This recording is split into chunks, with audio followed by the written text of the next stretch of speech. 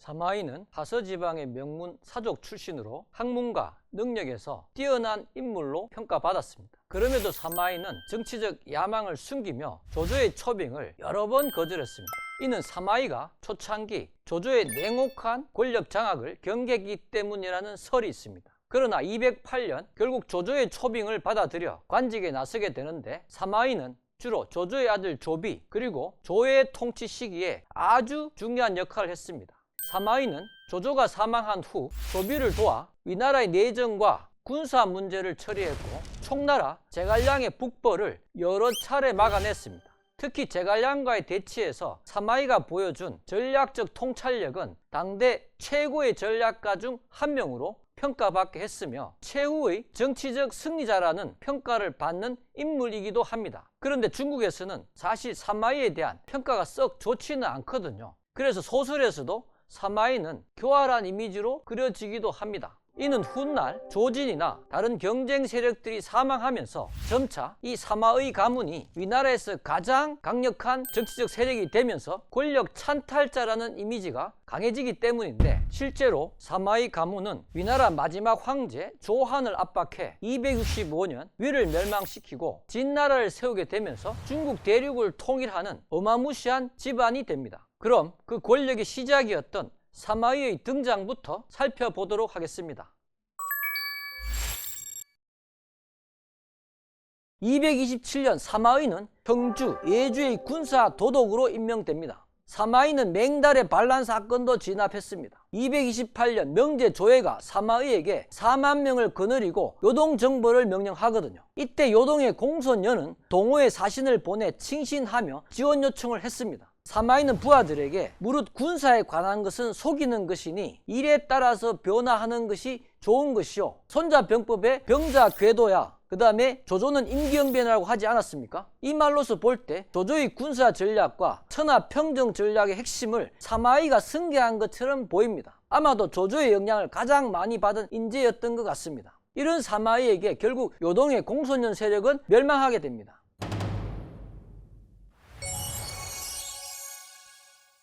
239년 명제 조예는 사마이에게 후사를 부탁했습니다. 그대는 조상과 함께 어린 아들 소릉 여공 조방입니다. 어린 아들을 보필하여 주시오. 명제는 조상과 사마이 두 사람에게 탁구한 겁니다. 조상은 대장군 조진의 아들로서 하안, 등량, 정밀, 이승, 필괴 등 명제 시절 무리들을 등용해서 자신의 신복으로 삼았고, 하안 등은 이런 조상의 세를 업고 용사했다고 합니다. 조상은 위의 법령과 제도를 자주 변경했는데 사마이가 이를 금지시킬 수 없어 조상과 틈이 생겨버립니다. 247년 사마이가 병들었다고 하면서 정사에 관여하지 않으니까 그야말로 조상의 시대가 열렸고, 조상 형제들은 자주 성 밖으로 놀러 나갔다고 합니다. 환범이라는 신하가 조상에게 만기를 총괄하는 사람과 근병을 관장하는 사람은 마땅히 나란히 나갈 수 없는 것이니 만약에 성문을 걸어 잠그는 일이 있다면 누가 다시 안으로 받아들이겠습니까? 라고 했습니다. 조상은 누가 감히 그렇게 하겠는가? 라고 답변을 했죠. 이 대화를 보면 조상은 상대적으로 젊은 편이어서 신중하지 못한 사람이라는 걸 알 수 있습니다. 하남윤, 이승이 형주사사를 발령받고 사마이에게 찾아가 인사를 합니다. 이것은 조상 측근인 이승이 은퇴한 사마이를 살펴보고자 하는 목적으로 찾아간 거죠. 사마이는 2명의 비녀에게 시중을 들게 하였는데 옷을 잡아주어도 옷이 떨어졌고, 손으로 입을 가리면서 목마르다는 뜻을 말하니 비녀가 죽을 올렸는데 사마이는 잔을 잡지 아니하고 마시는 죽은 흘러내려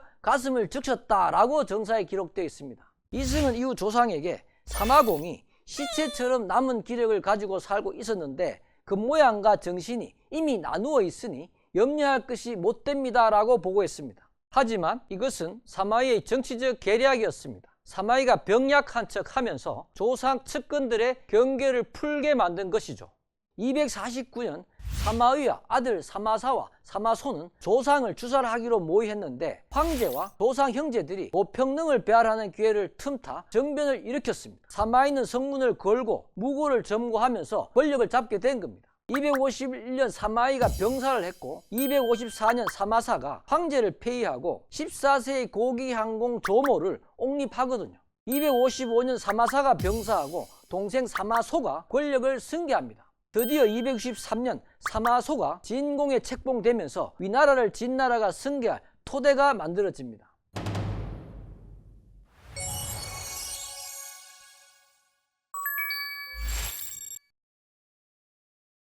262년 위의 실력자 사마소가 촉한을 정벌하려 하니까 대부분의 신하들은 그것이 불가하다고 주장을 합니다. 위무제, 즉 조조 같은 엄청난 군사 전략가조차도 촉한의 정벌을 하지 못했다든지 또는 촉한까지의 길이 멀고 험했기 때문에 촉한의 정벌은 어렵다라고 했을 겁니다. 그런데 사회교의 종회만이 사마소의 촉한 정벌을 권고하고 나섰죠. 사마소는 자신의 촉한 정벌에 찬성한 종회를 진서장군으로 임명하고 관중 지역의 감독을 명령했습니다. 263년에 정서장군으로 등해를 임명했습니다. 사마소는 종회와 등해라는 두 명의 장수에게 각각 다른 길로 촉한을 침공하게 한 겁니다. 그런데 촉한을 제갈량사 후 변방에서 지켜낸 장군이 있었습니다. 바로 강유입니다. 후삼국지란 소설에서 촉을 대표하는 주인공 중에 한 명이 강유입니다. 강유는 제갈량이 통치하던 때부터 총애를 받았습니다. 이 사람은 위에서 촉한으로 망명을 한 사람입니다. 강유는 외진 출신이다 보니까 군사적으로는 뛰어난 활약을 했지만 촉한의 정치에 깊숙이 관여하지는 못했습니다. 변방을 지키던 강유는 위의 공격이 있기 전에 촉한 조정에 위의 침공 가능성에 대한 상주문을 올렸습니다. 황호라는 환관이 이 상주문을 황제가 볼 수 없도록 차단해버립니다. 그런데 이것은 당시 촉한의 황제 유선이 환관 세력을 정사에 깊이 개입시켰다는 것을 의미합니다. 촉한의 정치 실력자 시중 진지는 환관 황호와 밀접한 관계였습니다. 촉한의 정치적 상황은 환관 황호와 시중 진지가 결탁해 정치를 좌지우지했다고 볼 수 있겠습니다. 환관 황호가 강유의 상주문을 황제 유선에게 차단시킨 건 강유를 견제한 측면이었을 것으로 추측됩니다. 역사가들은 촉한이 망한 4가지 이유를 드는데,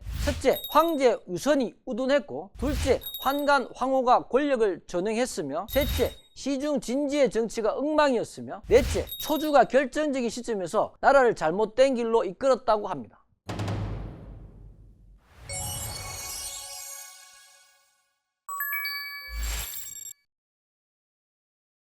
위나라의 침공을 별도의 원군 없이 강유가 혼자서 대적해야 하는 상황이 되어버렸는데, 결국 강유는 위의 진서장군 종회에게 항복하게 됩니다. 종회는 내심 이번 기회에 촉한을 점령해서 자립하려는 생각을 가졌습니다. 그런데 강유라는 촉한에 뛰어난 장군이 자신에게 항복하고 자신을 섬기는 상황이 되니까 종회의 아심은 더욱 더 커져버린 거죠. 그런데 촉한의 수도인 성도에 먼저 접근한 건 정서장군 등해였습니다. 이때 황제 유선의 어전회의에서 대책을 논의했겠죠. 그 회의에서 초주가 결정적인 의견을 냈고 그것이 채택되었습니다. 성도의 백성들은 위에 침공이 다가오니까 대부분 남쪽으로 피란을 가는 상황이었습니다. 당연히 황제와 신하들도 백성들과 함께 남쪽으로 피란을 가는 것에 대해서 얘기가 나왔을 겁니다. 그런데 초주가 지금 민심이 흉흉해서 백성들과 함께 피란을 가게 되면 황제를 포함한 집권 세력의 안전이 보장되지 않을 것 같다라고 하면서 그럴 바에는 위의 군대에게 항복하는 것이 좋은 방법이라고 얘기한 겁니다. 초주를 비롯한 촉한의 사족들은 제갈량의 통치 시대부터 법에 의한 통치가 엄격하게 진행되면서 사족들이 특혜를 받지 못했던 것에 대해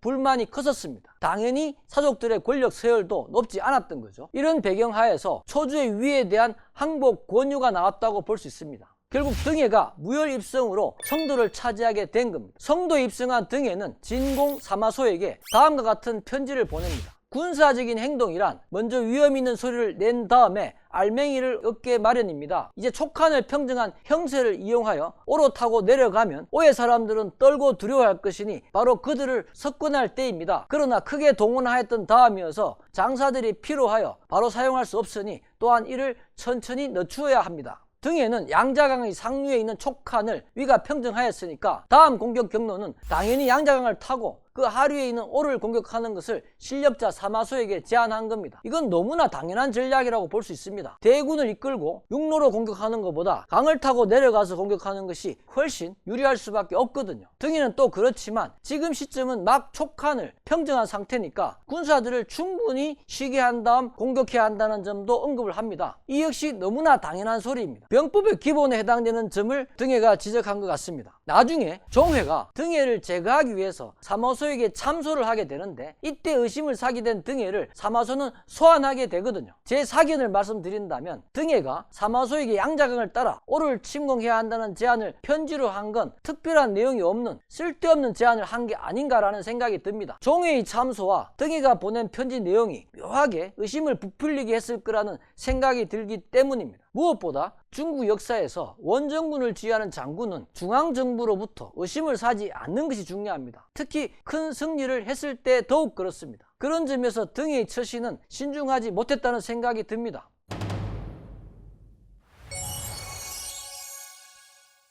종회는 등해를 제거할 결심을 하고 투항한 강유에게 의견을 물어봅니다. 강유는 촉한의 신하 입장에서 위의 두 장군 종회와 등해를 서로 싸우게 하는 것이 좋겠다고 생각했는지 종회에게 등해를 제거하고 촉한을 종회가 차지하라고 했습니다. 종회는 촉한의 내부 사정을 잘 아는 강유의 도움을 받을 수 있다면 촉한의 통치도 무리 없이 잘할 수 있을 거라는 기대도 했던 거죠. 종회는 부하 위관과 함께 등해를 참소해서 제거시켜 버립니다. 등해의 군대는 종회의 군대에 편입되어 버렸죠. 264년 종회가 성도에 진입해서 자신을 익주목이라 칭합니다. 이것은 자립을 한 거니까 위나라 입장에서는 명백한 반란입니다. 종회는 너무 쉽게 생각한 것 같습니다. 종회의 입장은 난세 자신도 삼국의 한 곳인 촉을 충분히 차지하고 잘 다스릴 수 있을 거라고 본 겁니다. 강유 같은 촉의 내부 사정을 잘 아는 사람의 지원도 받을 수 있으니까요. 종회가 위나라의 신하로서 위를 배신한 것은 명분이 없는 행위였습니다. 아무리 난세라고는 하지만 명분도 없이 반역을 도모한다는 건 무모하다고 볼 수밖에 없습니다. 또한 자신을 지지해줄 병사들 입장도 생각했어야 했습니다. 그런데 종회의 군대에 있는 병사들은 모두